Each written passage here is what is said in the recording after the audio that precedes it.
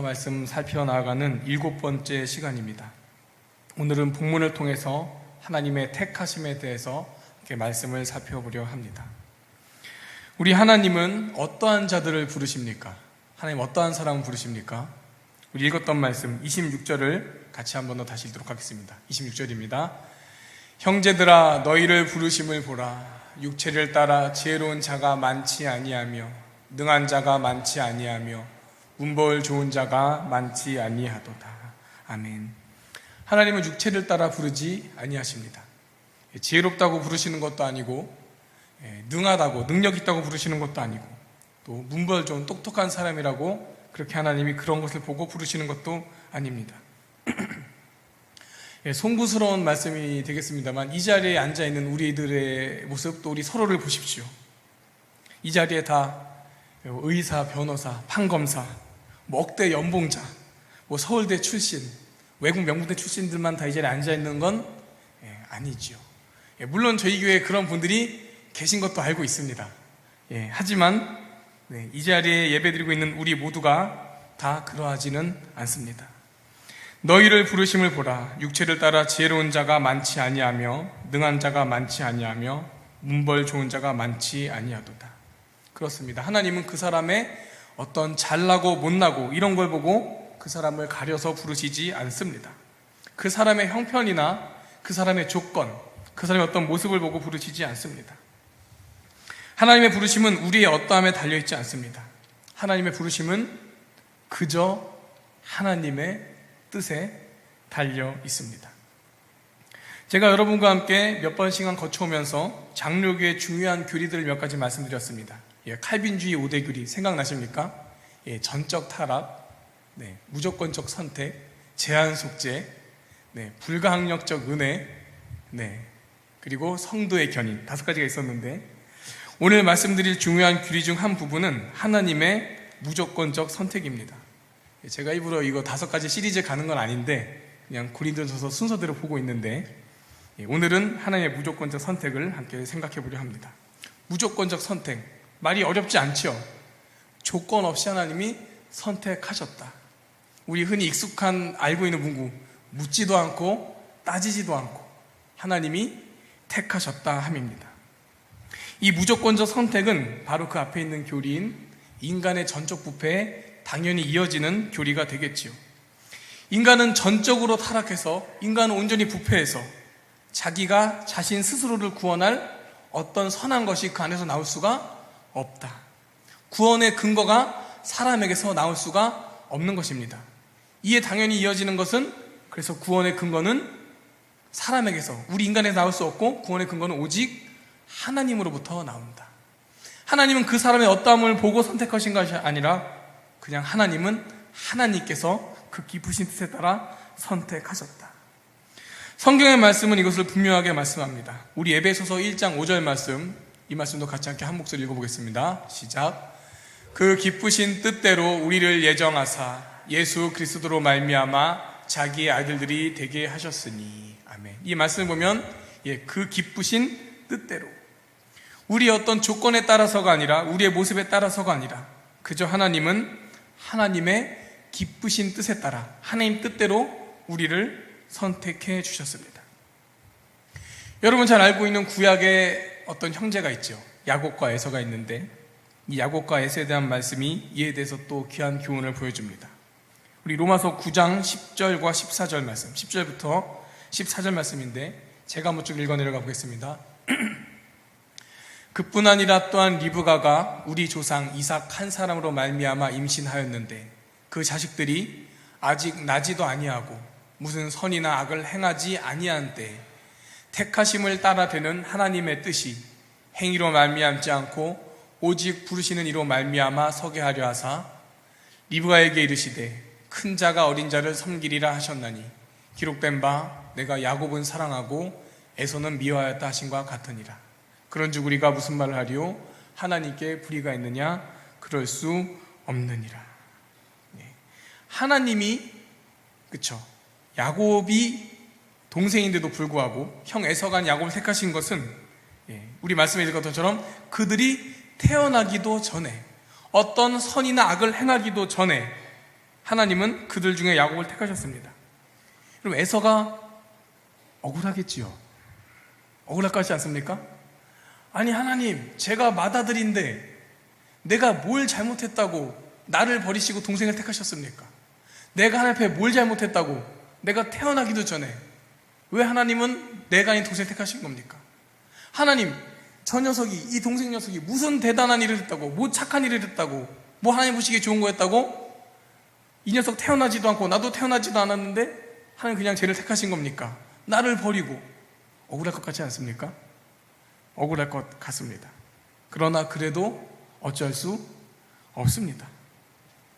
하나님은 에서의 무엇을 보고 그렇게 한 게 아니라, 야곱의 뭘 보고 그렇게 한 게 아니라 그냥 하나님 뜻대로 그냥 그렇게 하셨습니다.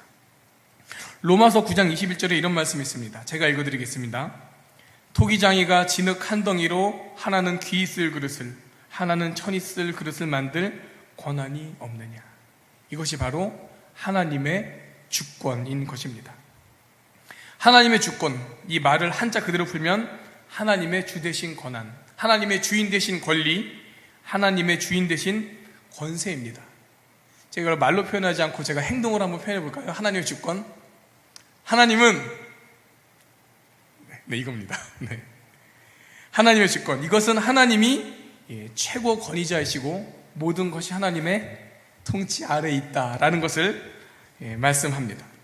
하나님 허락 없이는 아무것도 일어날 수 없고 하나님은 자기의 의지에 따라서 모든 일을 행하십니다. 하나님은 다른 무엇으로부터 제약을 받지도 않으시고 다른 누구로부터 조종을 당하시지도 않으십니다. 이 하나님의 주권의 절대성을 강조해서 하나님의 절대 주권이라고 하기도 하지요. 본문은 계속해서 그 주권자 되시는, 그 모든 것을 당신의 기쁘신 뜻대로 행하시는 그 하나님의 택하심에 대해서 말씀합니다. 우리 27절과 28절 같이 함께 읽도록 하겠습니다. 27, 28절 있습니다. 시작.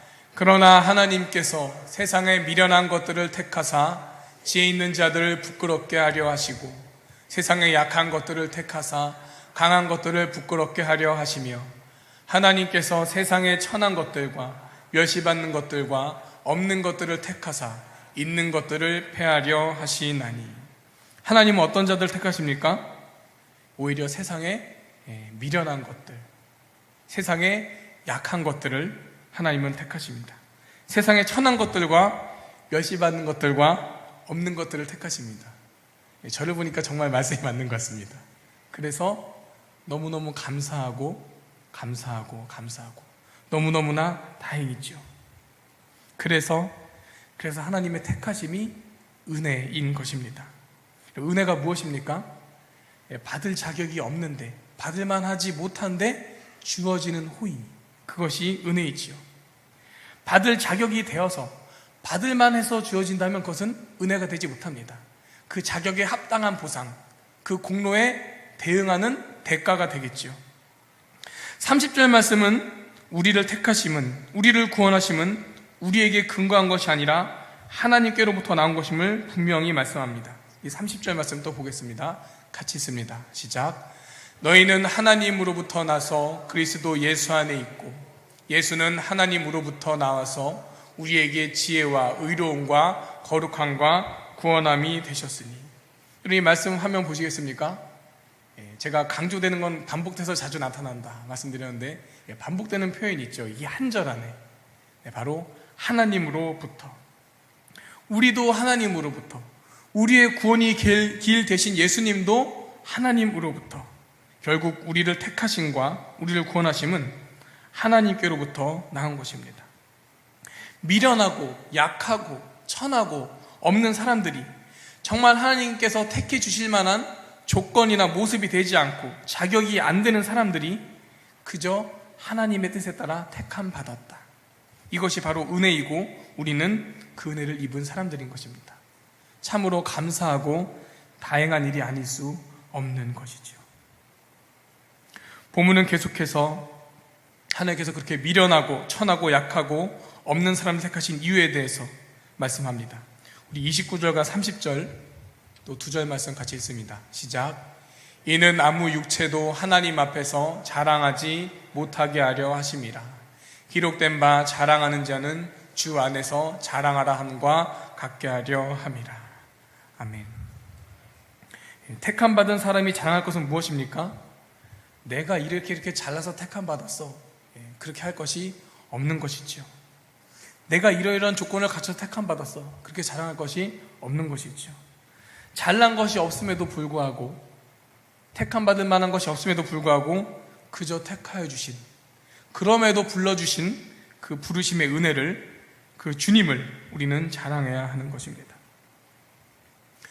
오늘 우리가 확인하고 있는 이 본문 말씀 가운데 선포되는 진리, 이 진리 앞에 우리가 가질 자세는 어떠한 자세가 되겠습니까? 저는 이 진리 앞에 우리가 가질 자세를 세 부분으로 살펴보려고 합니다.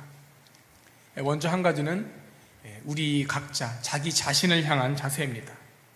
여러분 기억하시죠? 방금 살펴본 내용, 나를 부르심은 나의 어떠함에 근거해서가 아니라 주권자 되신 하나님의 뜻에 근거한 부르심이다. 우리 자신이 이 진리 앞에 설 때 우리는 교만하지 않게 될 것입니다. 내가 교회에서 봉사를 많이 했다, 내가 교회 헌금을 많이 한다, 내가 교회 다닌 지 아주 오래되었다, 내가 어떤 특별한 직분을 가지고 있다. 사람들은 이러한 것으로 자기도 모르는 사이에 우쭐해지고 교만해지곤 합니다. 그러나 29절은 분명히 말씀하는 것이죠. 이는 아무 육체도 하나님 앞에서 자랑하지 못하게 하려 하심이라. 나는 아무 자격 없습니다. 나는 아무 공로 없습니다. 그런데 하나님이 이런 나를 그저 택하여 사랑해 주시고 불러주셨습니다. 우리는 이 진리 앞에 교만해지지 않고 더 겸손해질 수밖에 없는 것입니다. 또 이 진리는 우리로 하여금 더욱더 구원 앞에 담대한 확신을 갖게 해줍니다. 제가 예전에 어떤 어르신과 대화를 나누다 보면 이런 대화가 있었던 것 같아요. 우리 선생님 예수님 믿으시지요? 우리 예수님 믿죠? 그럼 우리 예수님 믿지. 내가 예수님 지금까지 오래 믿어왔지. 아이고 어르신, 그러면 당장 오늘 우리가 세상 떠나도 우리 천국에 가겠죠? 그러면 어르신이 뭐라고 하실 것 같습니까? 네. 근데 내가 예전에는 예배도 안 빠지고 봉사도 열심히 하고 기도도 열심히 하고 했는데 요즘엔 몸이 아파서 예배도 자주 빠지고 돈도 없어서 헌금도 못하고 봉사도 못하고 요즘 기도도 잘 안 해서 예전에 천국 갈 수 있을 것 같았는데 이제는 좀 못 갈 것 같아. 이런 어르신의 이야기. 구원의 근거를 자신에게서 찾는 전형적인 예가 될 것 같습니다. 구원의 근거를 자신에게 두면은 그 구원은 흔들릴 수밖에 없습니다. 왜죠? 그 구원의 근거가 흔들리는 것이니까 그 근거에 따라서 구원이 흔들릴 수밖에 없지요. 그러나 구원의 근거를 하나님에게 두면 그 구원은 흔들리지 않습니다. 하나님이 흔들리지 않는, 하나님이 영원하고 변함없는 분위기에 그 구원도 거기에 근거하면 흔들리지 않게 되는 것입니다. 이 하나님의 택하셨다는 부르심, 이 진리 앞에 우리는 더욱더 겸손해질 수 있고 담대한 구원의 확신을 가지고 나아갈 수 있습니다. 자, 이것이 먼저 자신에 대한 자세고, 이 진리 앞에 서는 한 가지 자세는 다음으로 타인을 향한, 다른 사람을 향한 자세입니다. 우리가 다른 사람을 향해 가지고 있게 되는 잘못된 자세들은 그중 하나는 바로 다른 사람을 내가 판단하곤 한다는 것입니다. 그 판단은 보통 세 가지 방향 중 하나겠죠. 저 사람은 나보다 좀 뛰어나고 괜찮은 대단한 사람이야. 이 사람은 나랑 비슷비슷한 사람, 나 같은 사람이야. 이 사람은 좀 아니다, 좀 나랑 좀 안 맞는다, 나보다 많이 떨어진다. 이렇게 높여보거나 비슷하게 보거나 낮춰보거나, 이 세 방향 중에 한 가지가 될 것 같습니다. 먼저 다른 사람을 나보다 높게 보는 것. 저 사람 대단해, 저 사람 저런 일을 해내다니, 저 사람 대단해, 저런 것을 갖추고 있다니, 저 사람 대단해, 저런 수준에 이르러 있다니. 그러면서 그 사람을 뭔가 우월한 존재로 여기게 되고 그 앞에 자기 자신은 작고 초라해지죠.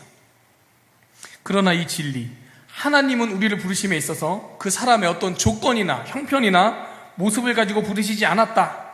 이 진리 앞에서는 정말 대단해 보이는 그 사람도 자랑할 것이 없습니다. 이는 아무 육체도 하나님 앞에서 자랑하지 못하게 하려 하심이라. 우리가 자랑할 것, 우리가 집중할 것은 그 사람의 어떤 우월하고 대단한 것이 아니라 그저 우리를 불러주신, 이렇게 다르지만 그저 우리를 불러주신 그 택하여 주신 하나님의 은혜, 우리가 자랑하고 집중할 것은 그것뿐입니다. 우리가 자주 한 실수가 또 있죠. 다른 사람을 나보다 낮게 깔아보는 것입니다. 저 사람 뭐 저래, 저 사람은 영. 이런 자세가 심해지면 그렇죠, 다른 사람을 나도 모르는 사이에 하대하게 되고 무시하게 되지요.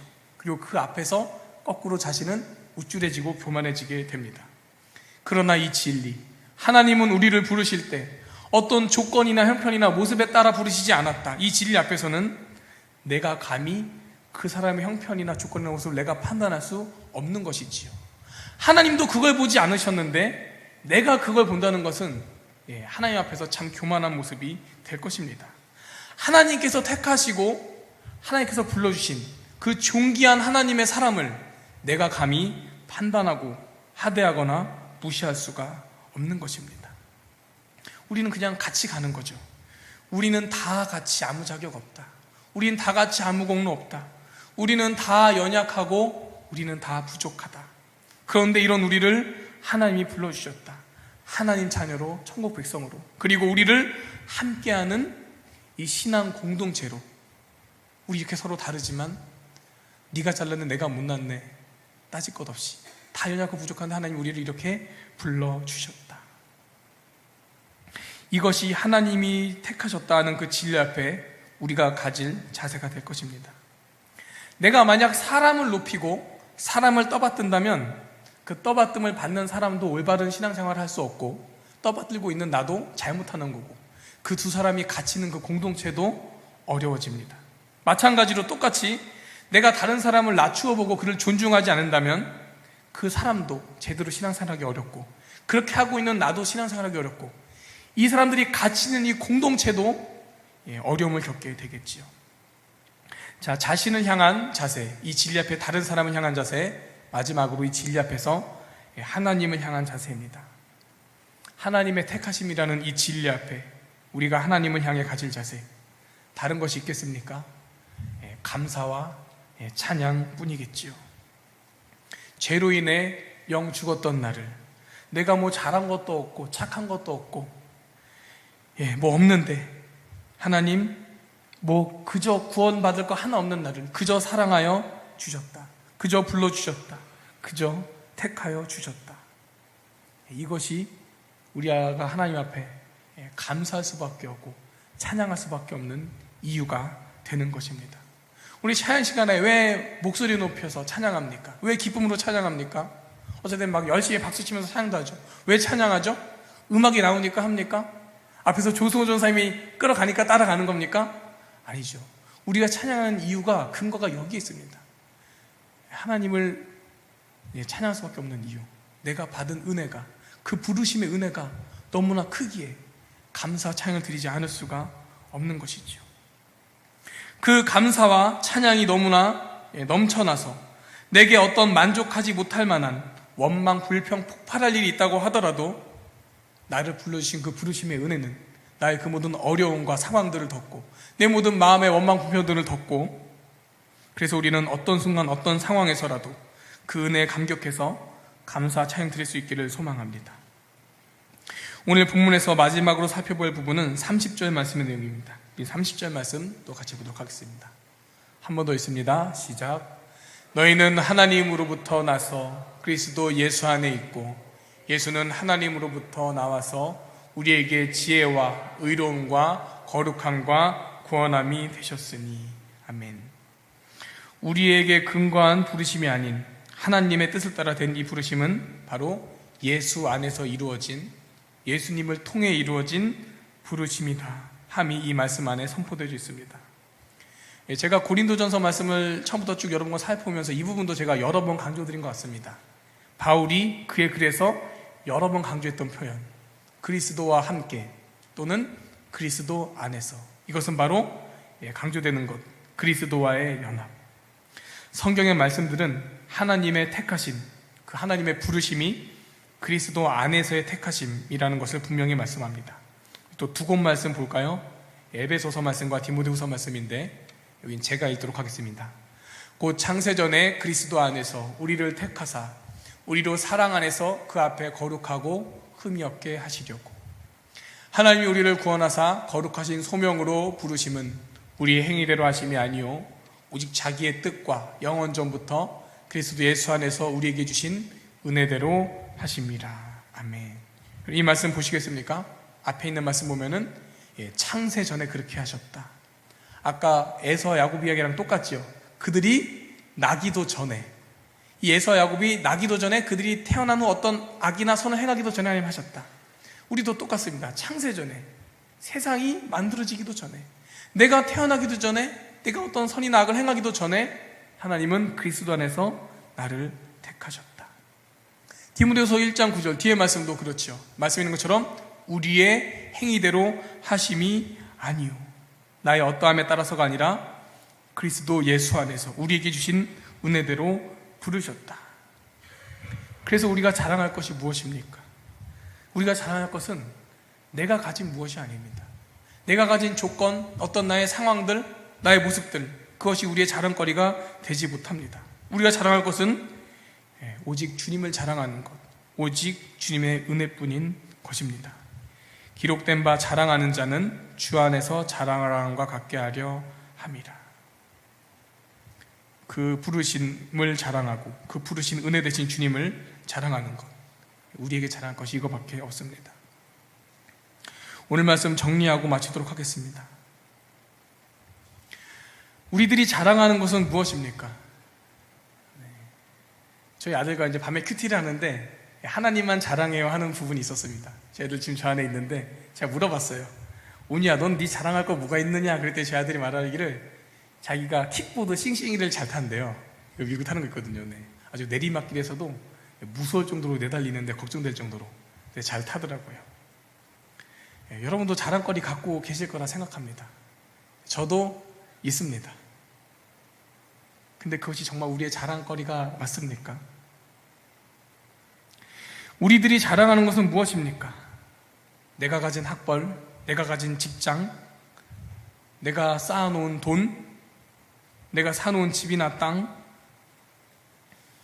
우리들이 다른 사람을 판단하는 근거는 무엇입니까? 그가 가진 직분, 그 사람이 교회 얼마나 오래 다녔는가, 교회 짬밥, 그 사람이 얼마나 경제적으로 능력이 있는가, 그 사람이 얼마나 지적인 수준이 되는가. 우리는 우리 자신이나 다른 사람을 가지고 그런 것으로 생각하고 집중할 때가 있습니다.